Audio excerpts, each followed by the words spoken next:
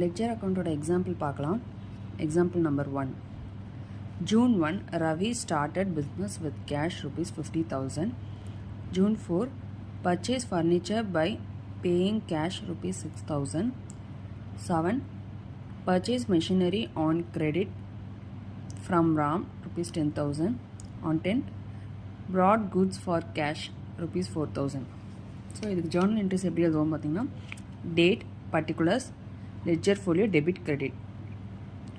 Date 1, cash account debtor to Ravi's capital account 50,000 50,000.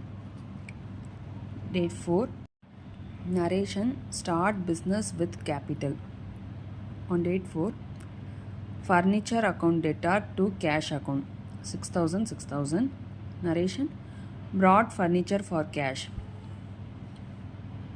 On 7, machinery account debtor to Ram account 10,000 10,000.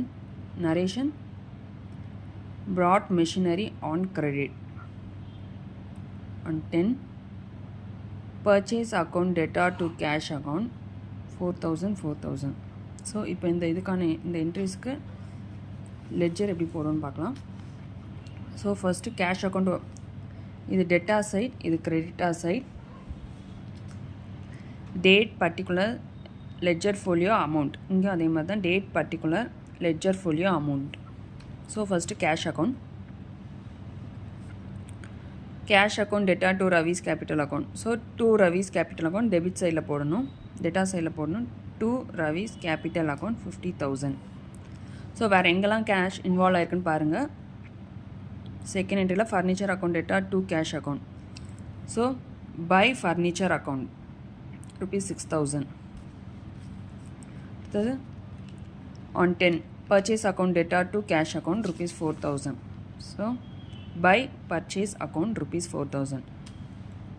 அடுத்த Ravi's capital அக்கௌண்ட்டுக்கு ஒரு account open பண்ணிவிட்டு இந்த கேஷை by கேஷாக வந்துடும். By cash account 50,000. Furniture account open பண்ணணும். To cash debtor சைடில் போட்டுட்டு 6,000 போடணும். அடுத்த மெஷினரி அக்கௌண்ட். ஸோ மெஷினரி அக்கௌண்ட்டில் to Ram account rupees 10,000. So ராமுக்கு ஒரு அக்கௌண்ட் ஓப்பன் பண்ணிவிட்டு பை மெஷினரி அக்கௌண்ட் rupees 10,000. அடுத்தது purchase account. Purchase account open பண்ணிவிட்டு to cash rupees 4,000. Balancing of ledger account. So balancing of ledger அக்கௌண்ட்னா என்னென்னு பார்க்கலாம். Accounts are balanced at the end of the accounting period. Balancing means both side, debit and credit side total and the difference is placed in the name of balance carried down. So carried down தான் சிடின்னு நம்ம எழுதுவோம். on the lesser side so that both are equal. So எந்த பக்கம் கம்மியாக இருக்குமோ அந்த சைடில் எழுதி நம்ம ரெண்டு சைடுமே ஈக்குவலாக கொண்டு வரணும்.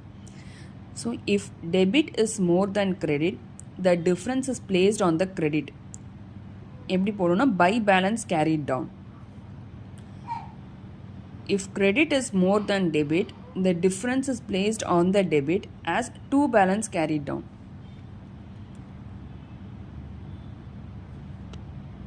Procedure for balancing and account. So இப்போ இதுக்கான ப்ரொசீஜரை பார்ப்போம். Both the sides debit and credit column of account are totalled separately. So ரெண்டுத்துமே நம்ம தனித்தனியாக தான் டோட்டல் பண்ணுவோம். Difference between the total is to be ascertained. So ரெண்டுத்துக்கான டிஃப்ரென்ஸை நம்ம கண்டுபிடிக்கணும். ஆல்ரெடி சொன்ன மாதிரி டெபிட் சைடில்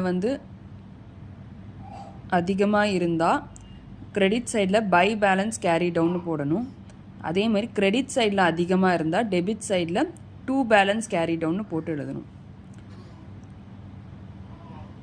if debit side is higher then it is debit balance. If credit side is higher then it is credit balance. Both side is equal then it is நில் balance. So இதுக்கான எக்ஸாம்பிளை next வீடியோவில் பார்க்கலாம். Thank you.